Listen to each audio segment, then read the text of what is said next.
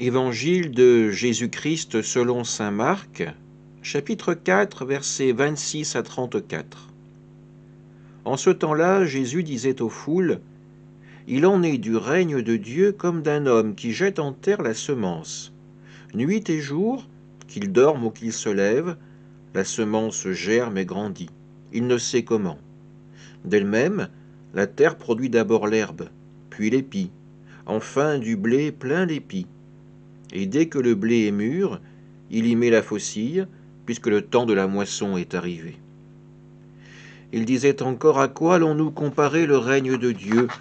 Par quelle parabole pouvons-nous le représenter? Il est comme une graine de moutarde.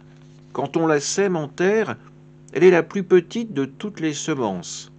Mais quand on l'a semée, elle grandit et dépasse toutes les plantes potagères.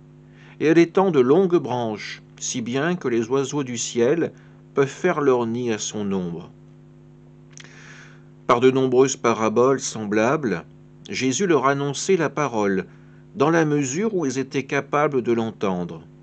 Il ne leur disait rien sans parabole, mais il expliquait tout à ses disciples en particulier. Acclamons la parole de Dieu. À travers ces paraboles, Jésus souhaite toucher le cœur de ceux qui viennent l'écouter. Mais en même temps, il veut les pousser aussi à la réflexion. Il part d'exemples très simples, issus de la vie quotidienne. Ces hommes, ces femmes ont tous vu des champs à proximité de leur maison, ils ont tous travaillé la terre, ils ont tous eu des graines dans les mains. Donc les paroles de Jésus ont un sens concret pour ces personnes. Après, c'est à eux de comprendre le cheminement qui les conduira à appréhender la logique du royaume de Dieu.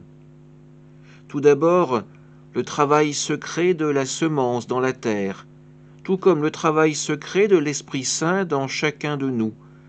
Cet Esprit Saint qui nous aide à grandir dans la foi, dans l'espérance et la miséricorde.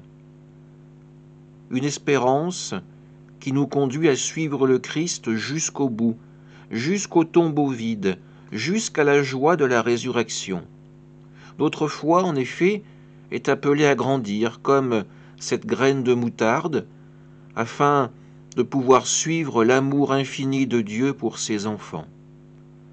Oui, notre âme est appelée à faire une crise de croissance, notre foi également, mais pour le faire, nous ne sommes pas seuls, nous sommes guidés par le Christ et fortifiés par l'Esprit. Amen.